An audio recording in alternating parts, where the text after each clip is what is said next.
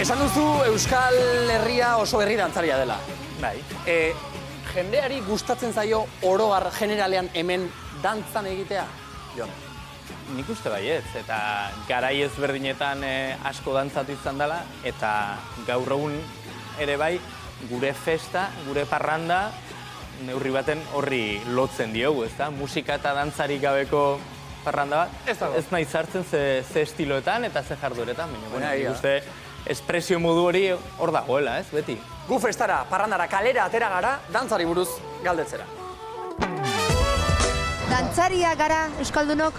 Ba, ni uste bet oso gutxi dantza egiten dugula. Dantza gustatzen zaigun?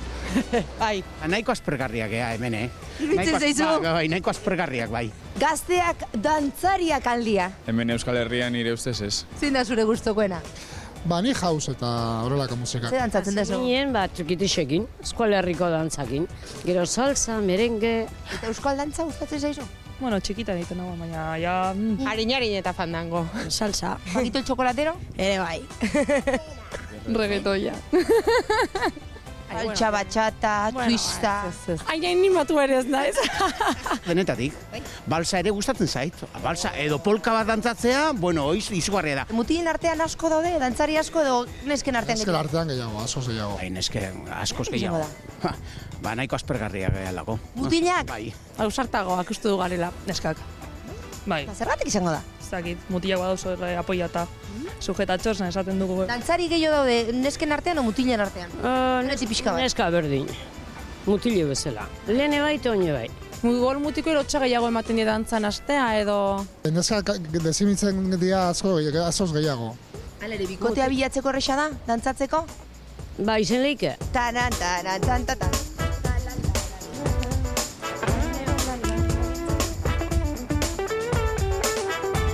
Euritan dantzan.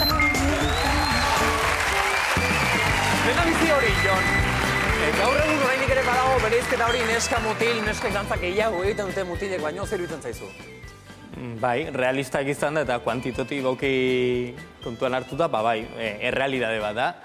Eta penaz bizi dut, uste nuen, ez, gauza hauek gaindituko zirela, ez, gaur egungo hezkuntzarekin eta har, eta uste dut atzeragoa zela. Gaur egun genero ezberdinketa horretan eta estereotipo kontu hauetan eta aurrera baina ez dakit atzera ez goazen, eta bueno, uste dut munduan, ez, gizonezkoak, emakumeak bezain beste dantzatzen direla. Afrika aipatu dugu lehen, ez da, Etiopian izan garela, eta nabarmen ikusi dugu hori, baina egia da, gaur egungo estereotipo eta tabu hoiekin, ba, gaur egun gizonezkoak, bueno, dantzak eskaintzen duen plazer hori galtzen ari direla, eta nik uste gizartea galtzen ari dela, ba, gizartaren erdiak dantza egitea, tamalez. Gizonezkoak dantza egitearen plazerra galtzen ari gara. Apuntatu hori ondo. Punto. Jon Maia, txalo bero bat mesedez. Esaldi batean ze ondo esplikatu duzunez, egia da. Eta txalo gari dira, oinatiko neska eta mutilak, zuek dantza gustora egiten duzu, dantza egin zaleak zarete, baiezkoa bada erakutsi pala berdea eta bestela pala gorria favorez, eta ikusta egun. Gehienei bai, ikusten zaie. Gehienei bai. Gero praktikan jarri behar da, hori ere egia da. Bai. Eta praktikan jartzerakoan, Jon, zuk ere aipatu duzu, bueno, hainbat estilotan, parranda, bat eta beste, zuk denetik dantzatzen duzu? Ez, eta uste dut, bideoan azaldu dira, ez, lotxatia garela eta bat eta beste, eta, bueno, uste dut, egipuntu bat badagola, ez, bueno, orokortzea ez da zaten oso sanoa askotan, baina badugula horre pixkat, eta ni neroni ere horrelakoetan lotxatien naiz, eta kosta egiten zait. Ze kasutan lotxatzen da Jon Maia, dantza egiterakoan?